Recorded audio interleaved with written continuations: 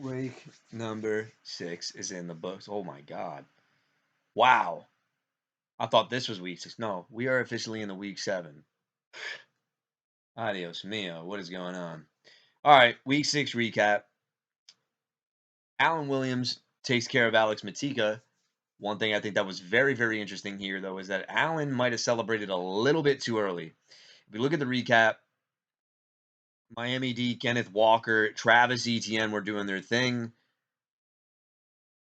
and he just got by. The second half guys did not do anything, but I think what's most impressive here is that Jamar Chase not good.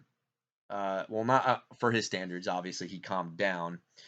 The fact that that had happened, I mean, this was a very flory performance by the Allen Williams team. Um, and this is why I'm still very big on this team. This is still, he was the number one team going in. He tried to humble himself. Now you're not. Can we get back to the shit talking? Stop being too fucking humble. I don't like humble Allen. This doesn't fit.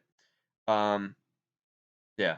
The big news here, though, with this team is the loss of Anthony Richardson, which means that we're probably going to be quarterback hunting, like me. So we'll have to see how that goes. Flip side, this was an interesting one. Paul comes out victorious against Robert Coffey, 109 to 102. The Coffey team just keeps getting hurt and hurt and hurt. It feels like every week he's losing somebody else. And what's even worse is I got a notification on my phone saying that Devonta Smith now has a hamstring injury. The pieces are falling apart. And I think what's even more upsetting about this is that this was a good 0 RB team, and the guys he drafted for his 0 RB role have been really, really good. And I think with that, with knowing that that's happening, it's a shame. I think he had the right formula in place. I think the harsh curse is the only thing we can agree on that it happened. All right, next. Somewhat of an upset. David Krier takes care of Johnny. Johnny puts up 102 to Crier's 130. Interesting tidbit here. McCaffrey going down was big. Okay, we're not going to deny that. But this is the floor of the Johnny team. After the 200 and whatever performance that was, and the 155 followed by it, people are starting to say, okay, this is 2 decent, really good weeks in a row. Is this the floor? I think it might be. This is not a bad thing, by the way. The guys that were started, you know that they're going to put up. There are a lot of boom bust receivers. I think the only one who is not on this team is Adam Thielen. Flip side, how did David Krier take down Jonathan? Well, it's simple. Raheem Mostert, when there is no Devon A-Chain, is getting a lot of the work. If I'm a Raheem Mostert owner, I like it, but I'm worried at the same time because you know that this guy never stays healthy throughout a full season. The other thing I think that was interesting was Jacoby Myers in a revenge game situation hit. Amari Cooper with PJ Walker hit. Derrick Henry had a good game against the Baltimore Ravens. A lot, I think, went right for this David Krier team. But again, this team is now sitting at 500, I believe. It's 3-3, if I'm not mistaken, just like the Johnny team. And this division I don't even know. It's either going to be a 3-headed race or a 4-headed race. Because only myself, and I have the divisional record at 2-0, but we'll see how that plays out. I think that is something that's telling. The fact that David Crier's team did win is really, really telling. Speaking of people that thought that the season was over, this was a game Patrick could not let slip, and he did. And he drops to 7th place in Harsh. Someone is still alive. I don't know how the hell, but it is what it is. The Andre team, after losing 2 straight, I believe, got back on track, 124 to 70. When I look at this team, Tua going for almost 30 points definitely helped. Ramondre Stevenson against the Raiders, this is what I talked about. If this dude does not get it done versus the Raiders, he's cooked, but you got to sell him immediately right now. Like, sell his motherfucking ass. Like, this guy should not be on your roster at this point. I don't care what you get for him. I would definitely take it for a low-end wide receiver, too. I honestly would just start both Robinsons as the running back situation. Speaking of the Robinsons, when are you going to put some respect on Brian Robinson's name? Get a better receiver for Ramondre if you can. I think running backs are a definite need, um, more than receivers. CeeDee Lamb, we knew was going to get force fed after people were calling him out, not being a number one wide receiver. Tyler Lockett leads Seattle in receiving, but again, I don't want any part of this receiving core. It's really, really bad, and they have no upside. Everybody cancels each other out. So I think that Lockett, honestly, right now, if you're listening to me right now, Lockett and Stevenson should be packaged for, I don't even care what the hell it is. They need to be gone. The B Magic team, man, tough sledding there. Yes, the game ball goes to the man who finally broke the curse. I think this might be the second time you've ever beaten me. I don't think it was one time or undefeated. I think you beat me years ago too. Like I just can't even remember it. If it was like around the 2018 era. God, I don't even know what I'm saying at this point anymore. Okay, 125 to 83. No excuses. You were the better team. I'm not throwing any excuses out there. Cooper Cup did his thing. Tyreek Hill did their thing. I mean, a well fought victory. You won, but at what price? Kyron Williams, after looking amazing, and this was what I was talking about on some matchups. I had Ronnie Rivers stashed because I had a feeling that Kyron Williams wasn't going to be a guy that could handle a serious workload. And when they gave it to him, he wound up getting hurt. Ronnie Rivers, though, got hurt as well. I thought he was going to have a really big role. I'm really pissed off. Now we have to figure out if it's Zach Evans, Royce Freeman, Miles Gaskin, and Darrell Henderson. So good luck figuring that out. I think that it'll eventually, two of those guys are going to be splitting the time. David, you picked up Miles Gaskin. I think that actually might be the best bet, but who the fuck knows? Uh, we could definitely see Matt Stafford throwing for like 60 times against the Pittsburgh Steelers. Okay, let's move on. This has to be the opening matchup that I could think of because both of you guys are still alive somehow. We're not dead yet with both of you. One of you somehow managed 3 wins. I don't know how, but you gotta, dude. Okay, 3-3 in a division that I think is clearly already won by Allen. I'm sorry. Uh, this is funny. I just think that Allen Williams has already locked this division up. This is like the Detroit Lions, and everybody else is like the Bears, the Packers, and Minnesota Vikings. That's kind of what it is. Um, Paul, this is a match you cannot let slip out of your hands. You can't.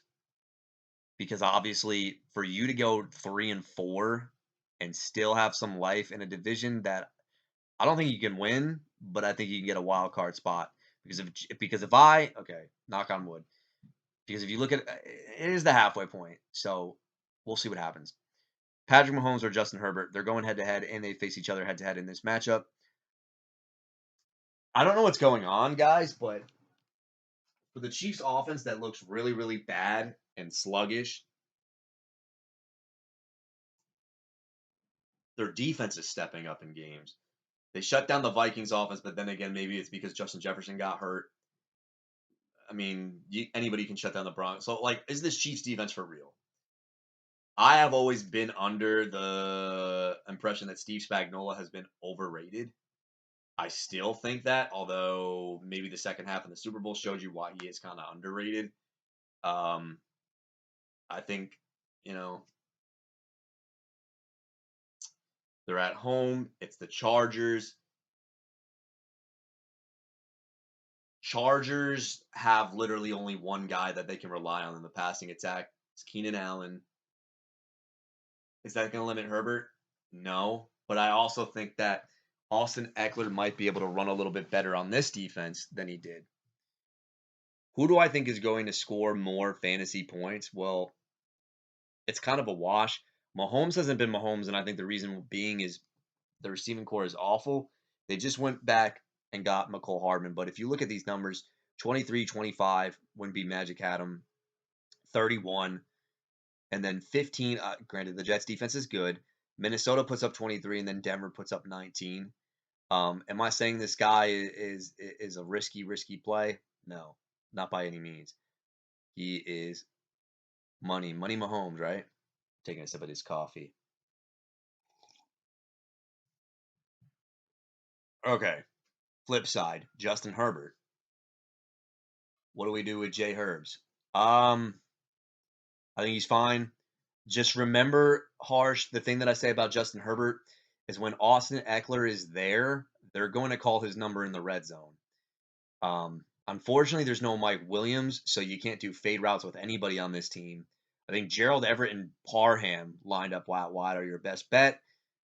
With the mathematics kind of leaning in that direction, I think that Herbert is more of a floor play, Mahomes more of an upside play. Um, but the other guy we got to take a look at is Isaiah Pacheco because he's been looking very, very, very, very, very solid. Indeed. Cortland's. Oh, so who am I picking? I'm giving a slight lean to Mahomes. I think that he'll outduel Herbert by like 5 points. So if you want to say it's a wash, it's a wash. Cortland Sutton against Green Bay. Dude, I don't even know what to say about that. Terry McLaurin. Um, you know what? He's operating as the one, but he's very like this is why nobody wants Terry McLaurin.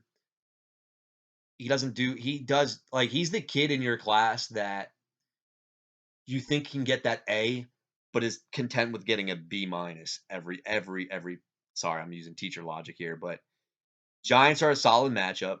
Um, they do not do well against number one wide receivers.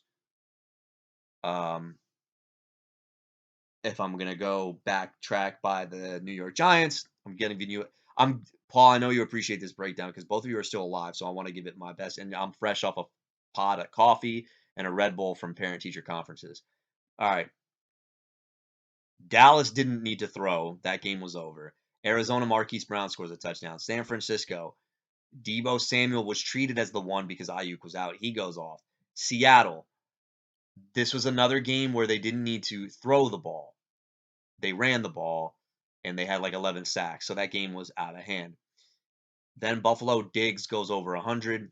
With that being said, if Terry McLaurin is the featured guy, I think that he'll break. I think his stat line is going to be 7 for like 78. So take it for what it is.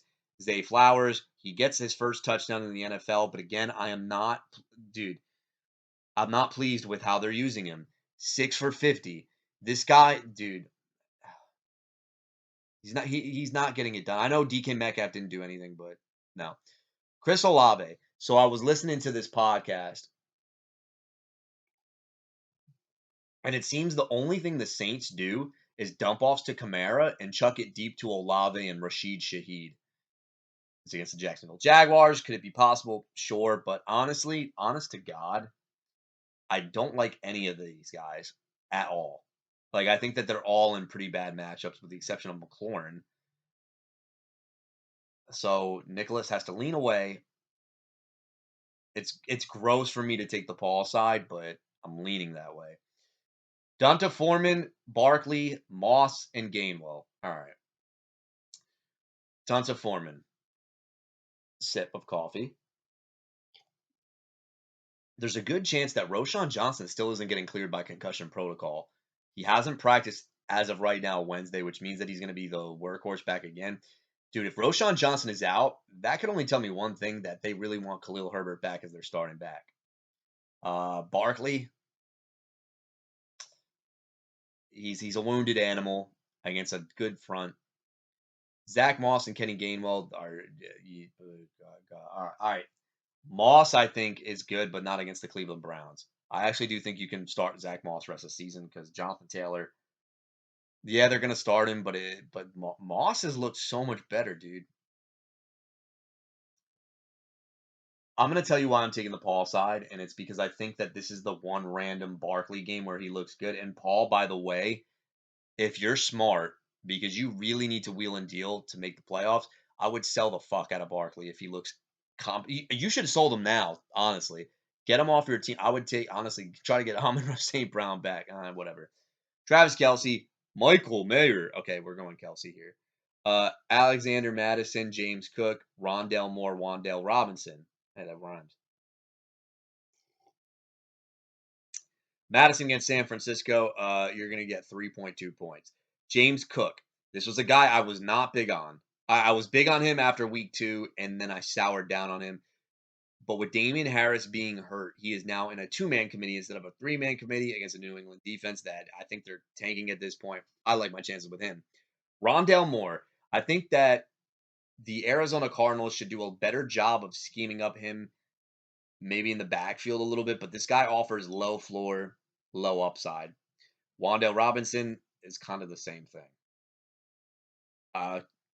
By default, James Cook. Vegas against the Raiders and Tyser Bagnett, or whatever the hell his name is, versus Tampa Bay at home against Atlanta. Paul, I'm not even going to front with you right now, bro. I think the Tampa Bay defense, Ritter sucks on the road, and he sucks in general.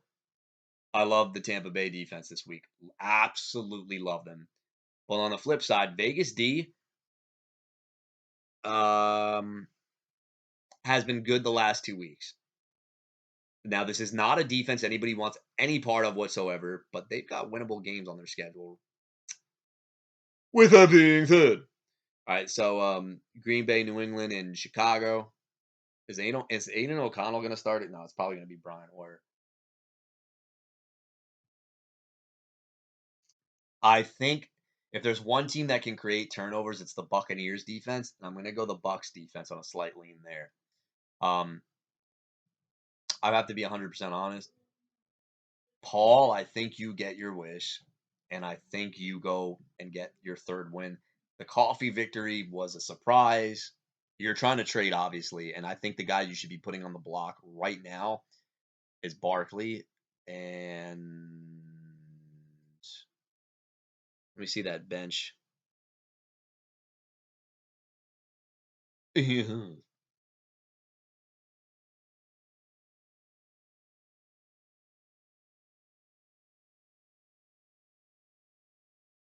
Can we say Barkley, right?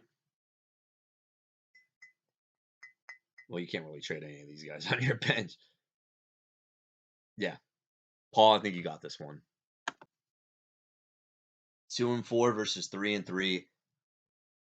I got to be honest with you. These are two teams that have surprised me because these were both teams in the beginning of the draft I had in my top 5 power rankings teams. One at number 1, the other at number 4. But it seems to me as if I am totally wrong on that. Yikes. But it's not because of what we think. I think there's injuries on one end and a little bit of kind of everything on the other. Yikes. This got to be the lowest projected team I've ever seen. 79 to 109. Oh my god. Yeah, dude, Coffee, I feel for you, bro. Sorry that the harsh curse got you, dude. All right, Daniel Jones versus Jalen Hurts. Okay, we're done. Christian Kirk, Devontae Adams, Drake London, Brandon Ayuk. Well, there's some weird stat going on about Christian Kirk that he doesn't do well when, what the hell's his name? Zay Jones is on the field. He does good when he's out. Okay.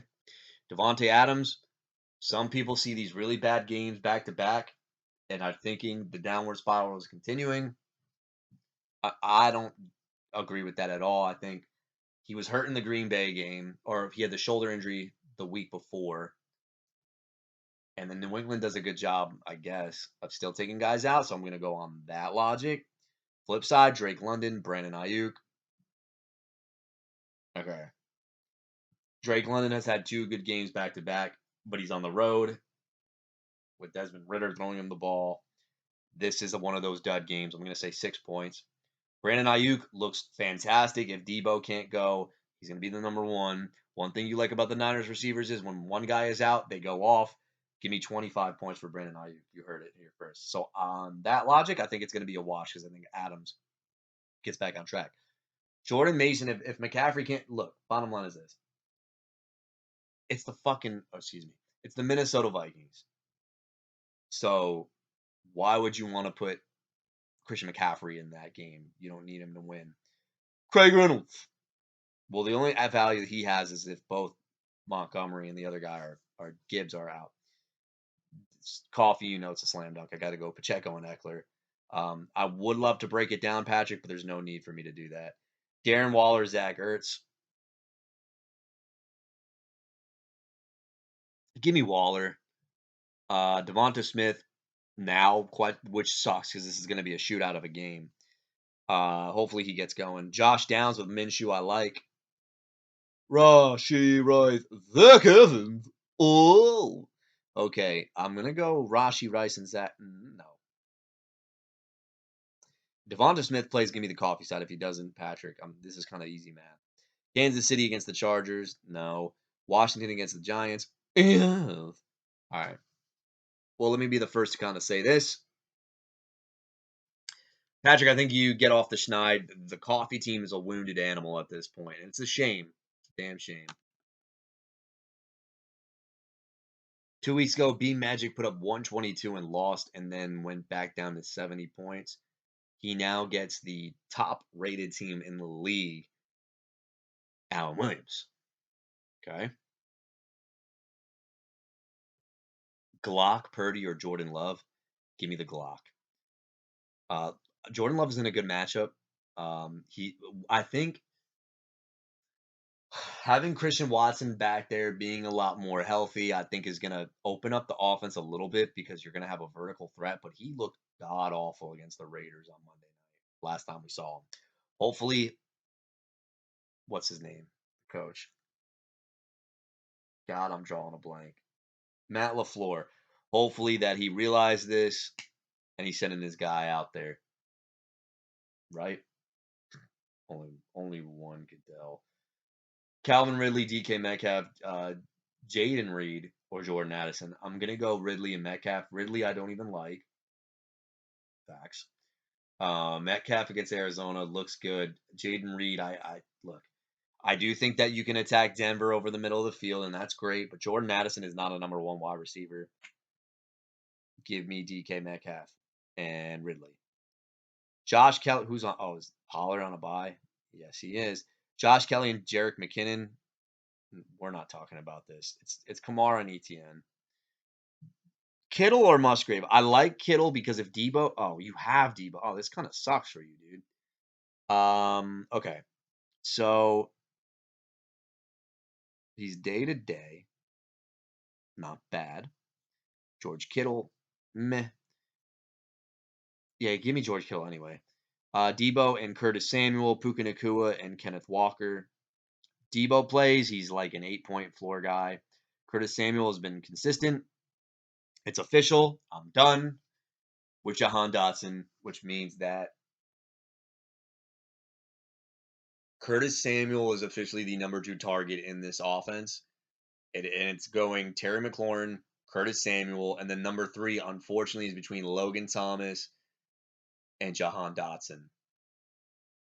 I think the reason why this is being the case is because it's very hard for an inexperienced quarterback to treat an alpha on the outside like he's an alpha, like Terry McLaurin, and also give some love to the other guy on the opposite end, Jahan Dotson, who they try to move around often, but I don't think he can do that. And I think that a guy in the slot, which is an easier look for Curtis Samuel, that's the reason why this is happening.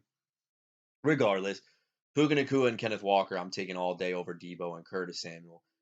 Kenneth Walker continues to get it done. He is the only part of the Seahawks offense that's worth getting excited for.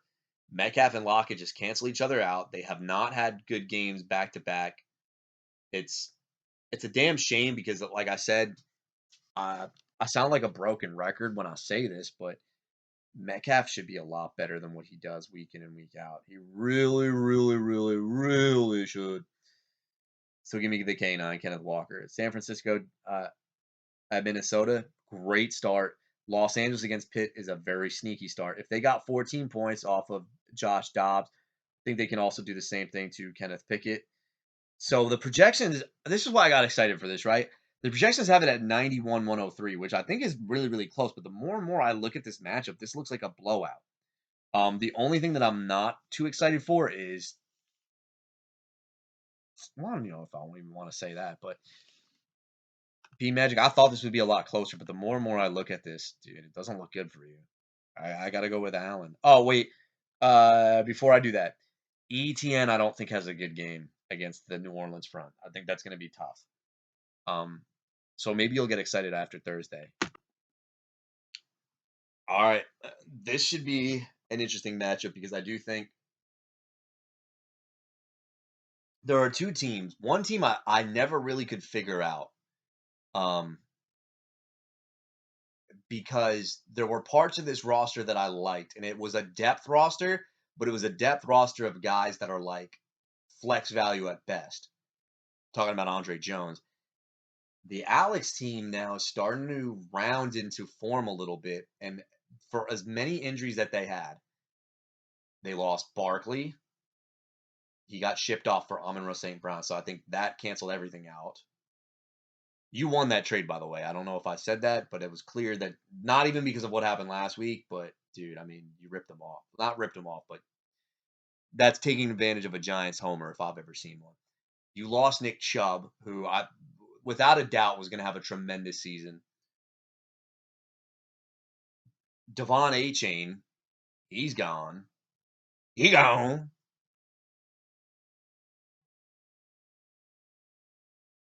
But guess what else? Let's hear it, baby.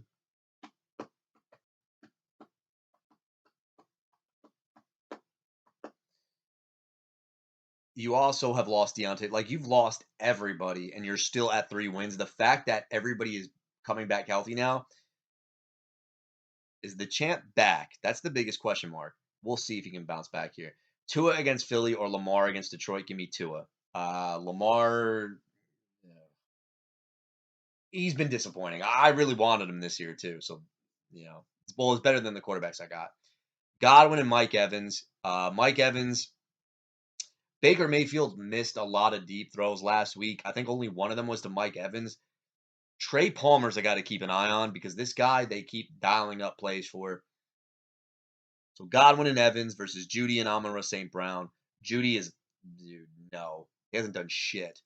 Amon-Ra St. Brown against Baltimore. He'll be just fine. Baltimore secondary has not gotten their shit together. Evans and Godwin, though, so the funny thing is, on paper, the matchup will tell you that Godwin would have the better matchup, but I still trust Mike Evans in this matchup. All right, Brian Robinson. Oh, I'm sorry. Bijan Robinson, Ramondre Stevenson, DeAndre Swift, Jerome Ford. Ramondre Stevenson gets another good matchup against the Buffalo Bills, but he's got to be hurt, and I know he's on the injury report. Maybe that's it, but he hasn't looked very good at all. Bijan Robinson. So this is going to be the funniest thing ever, right? Bijan Robinson has busted in 2 positive matchups. He now gets a tough matchup. Watch this be the game Arthur Smith unleashes him. But regardless, Arthur Smith seems to want to have a split backfield situation, which limits his upside. I love DeAndre Swift this week. I absolutely love DeAndre. I'm going to say it again. I love DeAndre Swift this week a lot. I think he has a huge game. Jerome Ford also will have a serviceable game. Give me Swift and Ford. Goddard or Ingram? I'll go Ingram. Although I will say this, let's say Devonta Smith does not go, then I'll go the Goddard side. Tyler Lockett and Brian Robinson versus Jonathan Taylor and Rashid Shaheed. Taylor? No. Shaheed? I mean, that guy's hard to figure out. I actually go Lockett and Brian Robinson. Brian Robinson will score a touchdown. Indy versus Cleveland? Yeah. Buffalo versus New England? Yeah. Um, thing thing that concerns me with the Andre side of the ball, as I just get stretched. Ooh, sorry. Got a crack in a bit. All right. So the thing that kind of concerns me with the Andre side of the ball when I look at it is low floor with the running backs and then the wide receivers. I don't know.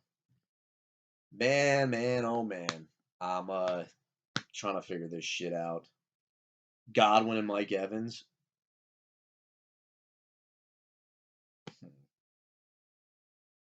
I don't know. Is that a thing? I mean, they could go off.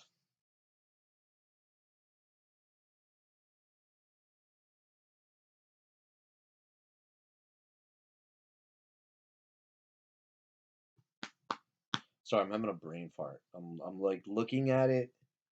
Because the thing with Alex's team is that his receivers in the start of the year weren't that good, but St. Brown makes it serviceable. But I haven't seen anything from Jerry Jeudy to get me like confident in him.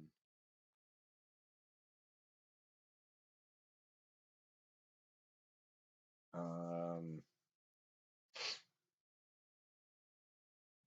yeah.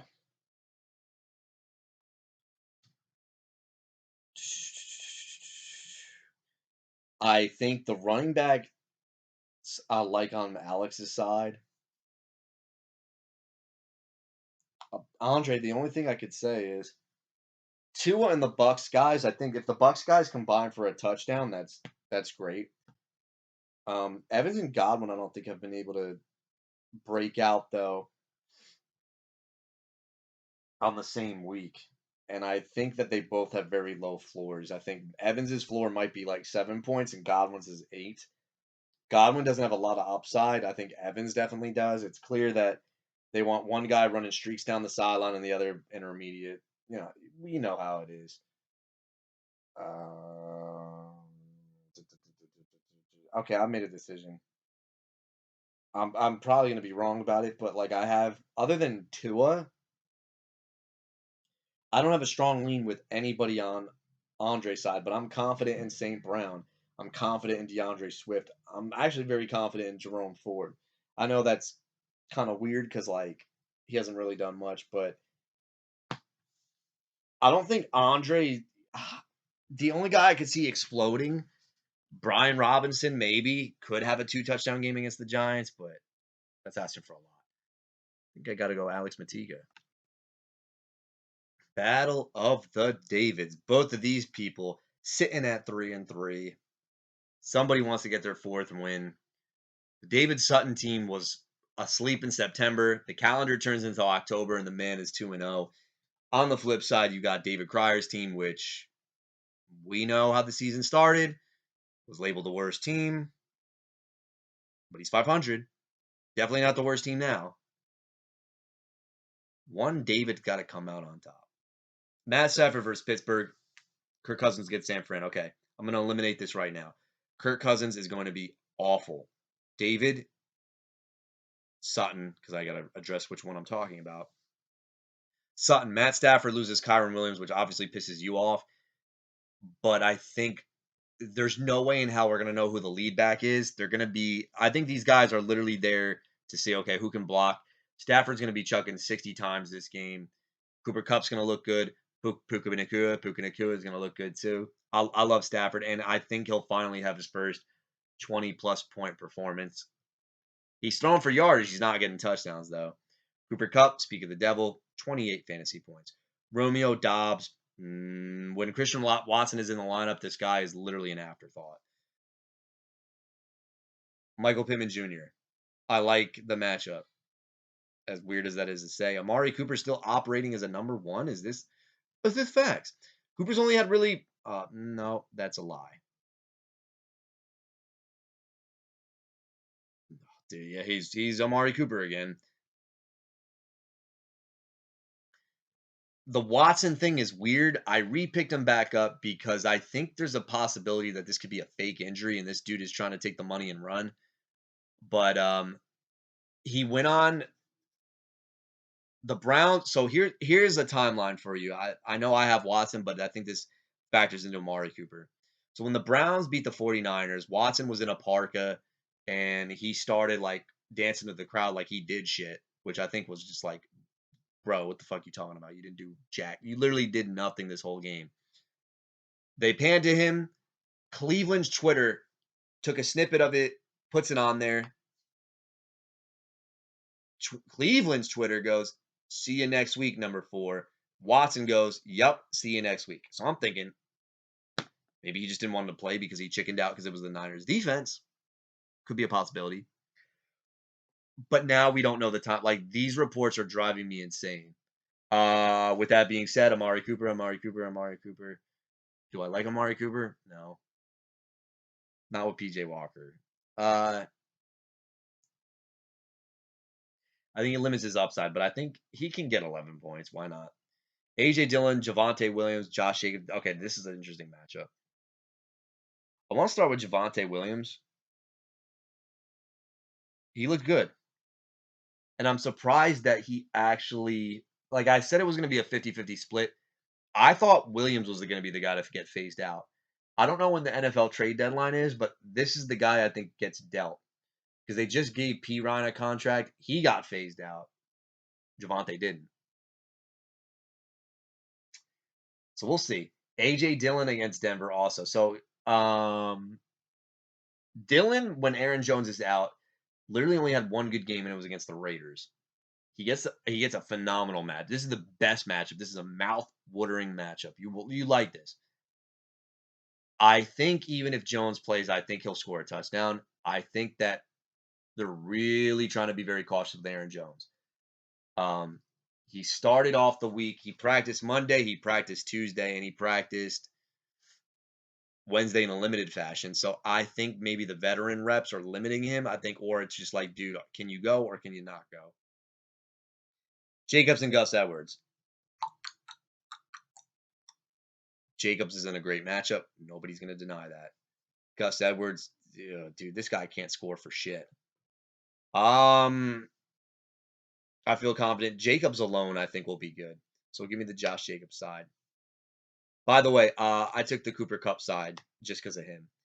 Laporta or Hawkinson, I'll go TJ Hawkinson just because somebody's got to catch the ball there. The Dolphins boys versus Raheem Mostert and Jacoby Myers. Most underrated receiver in the league, maybe? Jacoby Myers.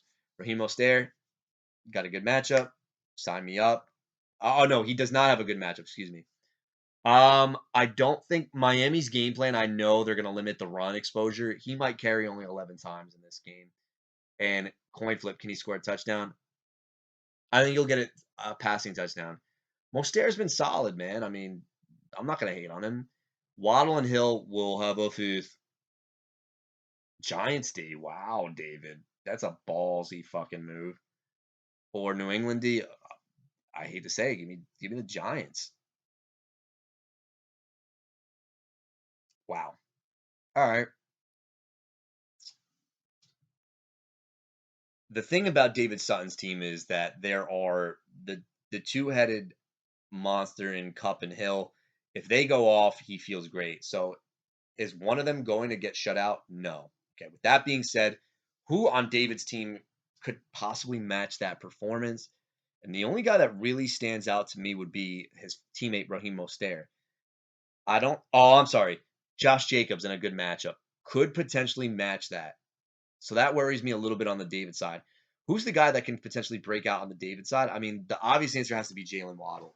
Um, I think that Miami is starting to realize that, like, we have this guy who's good, who could be a number one on any other team in the league. He's had 12 points, 14, but he's getting it done on touchdowns. He's not getting it done on yardage. He is yet to break over 100 yards this season. He's a bust. He really is. For a guy that was taken in the second round, he's not returning that value.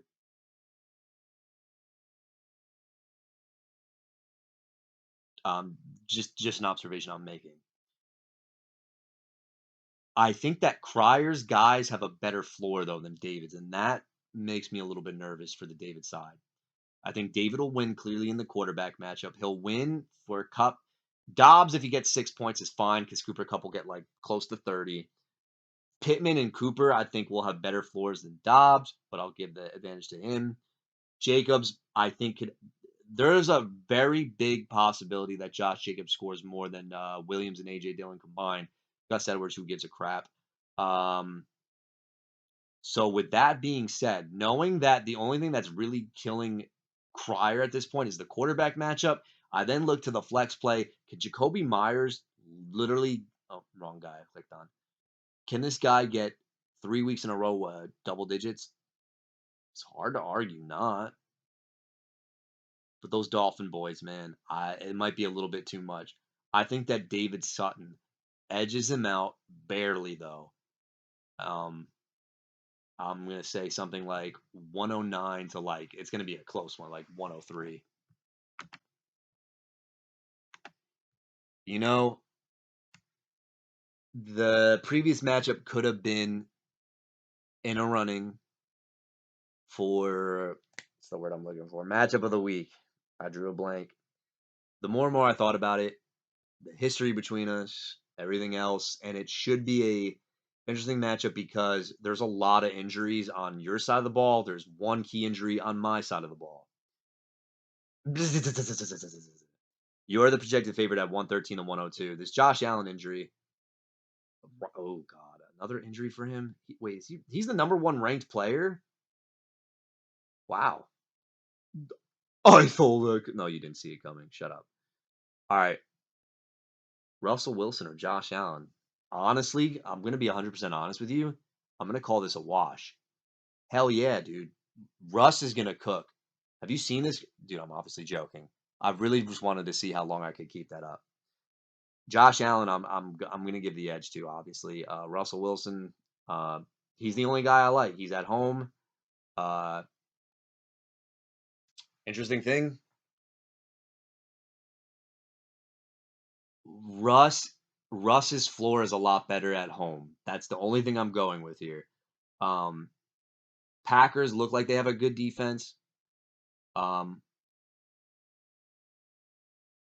but I'm not too worried about them. Yeah, I don't know what else to say on that. DJ Moore, Marquise Brown. Hey, oh, sorry, got to restart that. Wait a minute, wait a minute, wait a minute. Johnny, hold on, hold on, hold on, hold on. Okay, I changed it in now. Dude, why is it doing dude, this is a fucking travesty. Sorry about that. Hold on. Give me a second. I switched my guy. It's not alright, fuck it. Hey, Jay Brown and Stephon Diggs versus DJ Moore, Mark Keith Brown. Okay. Johnny, I'm gonna give you the easy out on this one. Because with Justin Fields being injured, Tyson Bagnett or whatever the hell his name is quarterbacking now. He's not DJ Moore is not a boomer bust one, he's a two. I said that Washington game was literally he did one thing the whole game. It was running a straight line. While that's amazing for fantasy purposes, it wasn't a complete route tree for me to be convinced and say he's the number one. Now he gets Vegas, which is a great matchup, but I don't know anything about this Bagnett kid. Marquise Brown, he'll be fine. He will be fine. I think he'll go back to his normal 12 to 13. Oh, now okay. It just okay, sorry. I'm gonna do George Pickens, Stephon Diggs. I'll still go George Pickens. We talked about this at the bar. Is the Rams D legit against number ones? I mean, if they do it again, I guess we're gonna have to take it seriously now. But who knows? Pickens, regardless if Deontay comes back, I think has his role. They're gonna use him on his route tree is limited, and when Deontay Johnson's back, I actually think that there's more opportunity for him to blow up. I am not too concerned about Rams D. I'm really not. Diggs, we talk about Bill Belichick taking out motherfuckers, but I'm not worried about my motherfucker. I'll take my side of the ball on that one. Okay, so as of right now, I have McLaughlin and Warren in. If Aaron Jones goes and he practices on a full basis, I don't know which one I'm taking out. That's honest opinion. I'm not sugarcoating anything. The reason why I'm saying this is I think Warren has a better floor than McLaughlin, but I don't think unless Jalen Warren rips one for like 80 yards, I don't necessarily think that unless I predict the Rams to absolutely destroy the Pittsburgh Steelers, I don't know what I'm getting out of him. Jaleel McLaughlin, though, the usage was there last week. 7 rushing attempts, and he had 2 catches. So it's kind of like Jalen Warren. So I don't know. Regardless, even if I have Aaron Jones and I'm still taking you, well, okay, hold on. If Christian McCaffrey can't go, that means it's either Elijah Mitchell or Jordan Mason. I still would feel confident because Rashad White will cancel out whichever guy I put in at Warren or McLaughlin, right? Is everybody with me so far? Cool. Gerald Everett or Mark Andrews? Gerald Everett by a mile. Yeah, I mean, it's not even close. Like, Andrews looked like shit in London. No, I'm kidding. Obviously, I'm kidding. Gerald Everett, I'm just taking guys on good passing attack offense for tight ends at this point. hoping for a prayer. Gabe Davis and Kendrick Bourne or A.J. Brown or Keenan Allen. I mean, Keenan Allen still looking like a 1. A.J. Brown looking like a beast. Seattle D versus Cleveland's D. I'm going to go wash here. They're both projected at, dude, they're projected the same amount of points. 12.82. Whoever's making Yahoo projections just got lazy and said, fuck it. Edit, copy, paste. Edit, copy, paste. All right, Johnny. Here's what this is going to come down to. It's been 3 weeks, I've counted, since I've had a quarterback go over 15 fantasy points. That's not a typo. It's not a typo. Yeah. It's bad. Knowing, even with a bad shoulder, if Josh Allen gets his 23, I just want Russell Wilson to get close to 15. I haven't had that luxury yet. Green Bay, like, I know that Denver is imploding, but I think this man could get something done. If he doesn't, whatever. Keys to victory on your side of the ball, because this is the matchup of the week. I think DJ Moore needs to hit, because if that happens, your percentage of outproducing my receivers would go up, because George Pickens and DJ Moore, I think, have the same percentage to score in their matchup. Definitely. I know the Vegas defense is good, but it's not going to be Justin Fields throwing the ball. George Pickens, I think, here's the reason why I'm high on George Pickens. Put into what the team did and how that's going to progress. George Pickens had the game-winning touchdown against their arch rival Baltimore Ravens on a play that Kenny Pickett audibled to. That could be looked at as two things. Great play call, and it means nothing, or great play call. Pittsburgh has just realized that they need to get this man the ball more often, regardless if he's covered or not, because we know he's not going to separate. That's the way I look at it. Where was it? Okay. If McCaffrey does play, we're in a load of trouble. We are. Because I honestly don't think that the running backs that I have that great of an upside.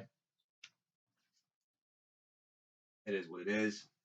You go 0 RB, you're just hope for prayers at this point.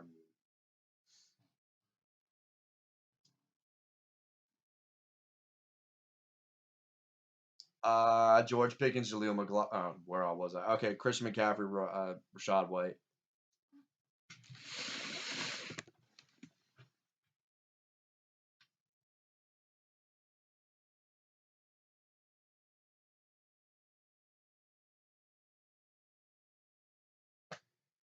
Man, this is tough. Flexes. Obviously, I think I clearly have an advantage there. Kendrick Bourne is kind of a flory play. I know he looked good against Vegas. Johnny, I know what you're thinking. You're a Bills fan, and I think the only reason why you picked this guy up is because you know that you'd attack the Bills over the middle of the field. He might be a flory play, though. Like, I don't think any upside is here. If this guy goes off, I'm going to be fucking pissed. Who's it? Gabe Davis? Well, I don't like deep threats who come off of dud performances, and that's exactly what you have here. But here's the thing.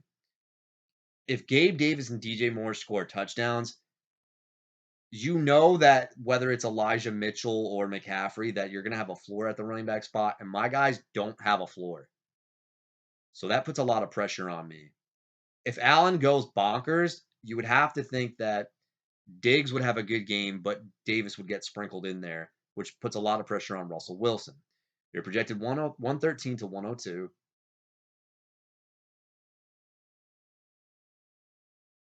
The issue, I don't even think it's an issue.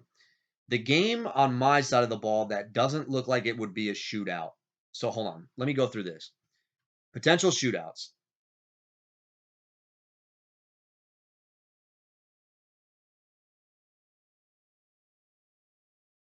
I don't see a lot. Oh, I'm sorry. Miami. So A.J. Brown and Keenan Allen could be in potential shootouts. On the Johnny side of the ball, I don't see a single game that could be a shootout, but I do see a blowout potential with Buffalo. So that means there could be an outlier performance in there. All right. It's time to count the touchdowns, right? Josh Allen will get a minimum of 2 with upside of 3. Russell Wilson will get 1. I think, like I said, I think he runs for 55, throws for 233, throws a touchdown. That's it. Stephon Diggs against the New England Patriots at New England. I'll give him 1 touchdown. George Pickens, I'm giving him 1 touchdown. So the touchdown counter is at 3 for me. For argument's sake, I'll give you the benefit of the doubt and say 3. DJ Moore and Marquise Brown both have touchdown performance upside. I'm going to say 1. So right now you're up 4-3. Okay, if McCaffrey plays, he's probably going to get 2 touchdowns. So now that's 6-3. Jaleel McLaughlin or Jalen Moore. And so here's the bottom line. If Aaron Jones plays, I'm going to count my touchdown on my side. Oh, I forgot about Mark Andrews. I forgot. This is the X. Okay, I figured out the X factor. It's Mark Andrews. I honestly think that we're dead even here. But the touchdown factor is greater with you, Mark Andrews, than Gerald Everett. Well, Johnny, by that logic, I would have to go you, right? It's close. Again, it's close. Again, it's close. This is tough. But the deciding factor could be Mark Andrews over Gerald Everett. Seriously.